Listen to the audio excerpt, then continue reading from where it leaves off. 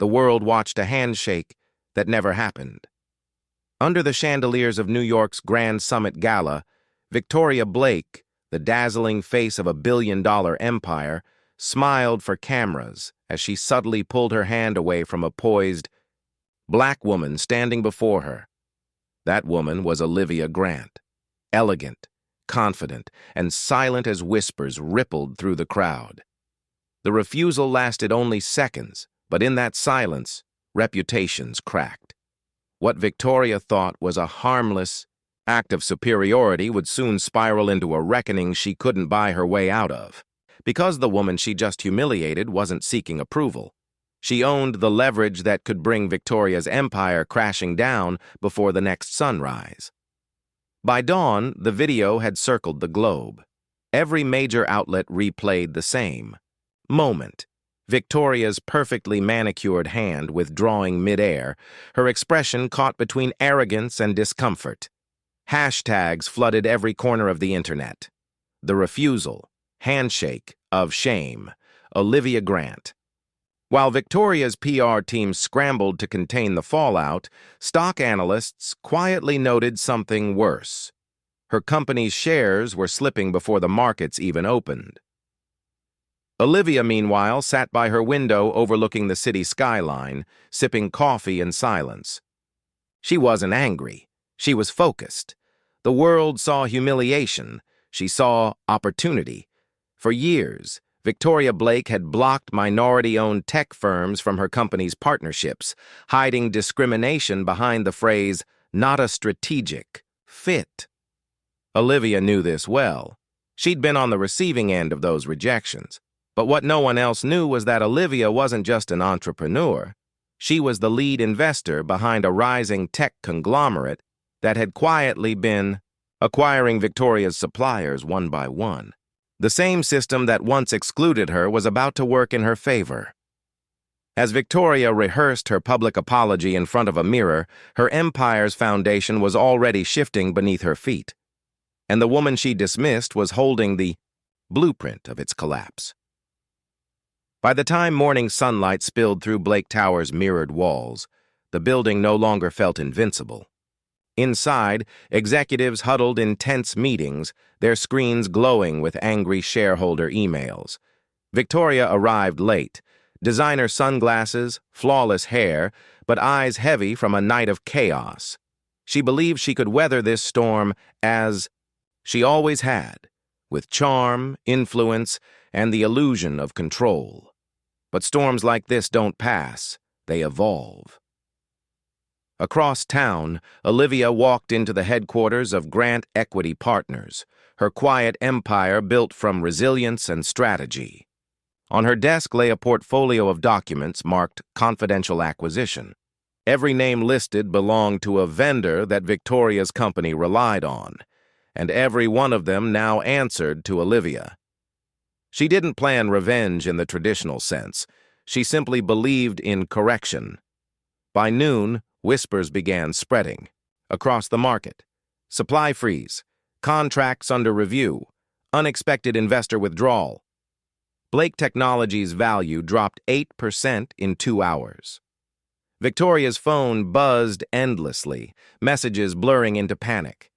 She called her CFO. No answer. Her partners were suddenly unavailable, her board silent. And then came the real blow, an emergency news update. Grant Equity Partners acquires majority stake in Blake Technologies' core logistics network.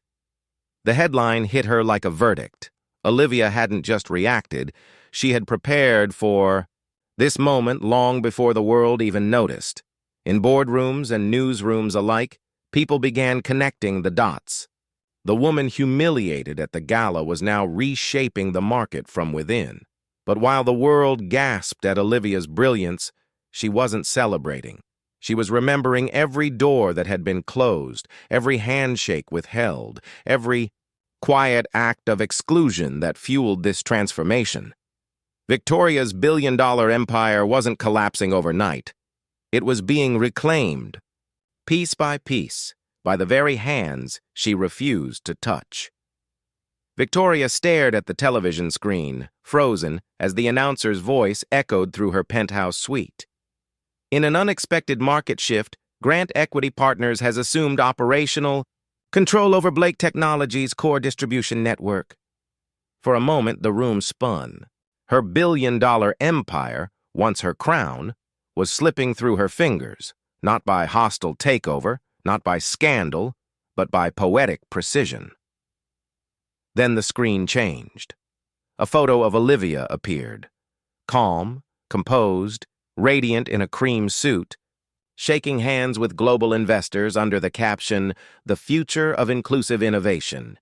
The same hand Victoria once refused now symbolized power and progress on every news outlet in the country. Victoria's breath caught in her throat. Her phone rang again, this time her board chair. His voice was cold, professional, and final.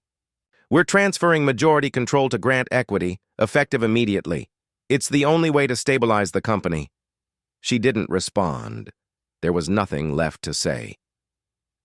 Across the city, Olivia stood before a glass wall overlooking Manhattan, her reflection merging with the skyline. This wasn't vengeance. It was justice shaped by patience. She hadn't taken Victoria's empire to destroy her. She'd done it to rebuild the space where women like her could finally belong. As the sun dipped low, Victoria realized the truth too late. The world she built on exclusion had been inherited by the very people she tried to erase. And the fall didn't come with noise. It came with silence, the kind that marks the end of an era. The next morning, financial news networks hailed Olivia Grant as the quiet force who redefined corporate justice. Her calm face filled the screens once reserved for Victoria's glamorous interviews. Yet Olivia gave no triumphant speech, no boastful remark. She simply said, "Inclusion isn't charity, it's structure." And the world listened. Inside her now former office, Victoria sat alone, staring out at the same skyline she once ruled. The silence felt heavier than any loss she'd known. The empire she'd built on polished discrimination was now a case study in every business school, a reminder that arrogance has an expiration date. She scrolled through social media, pausing on one post, a photo of Olivia shaking hands with young black entrepreneurs, captioned, "The handshake that changed everything." For the first time, Victoria understood that power doesn't vanish, it transfers. And this time, it had chosen worth over whiteness, integrity over image. As dusk fell over the city, Olivia stood on a rooftop balcony watching lights flicker.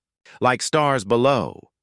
She felt no victory, only balance, a quiet correction written by time and truth, because in the end, it wasn't revenge that ended Victoria Blake's empire. It was a single choice. One hand refused, and another that never stopped reaching higher.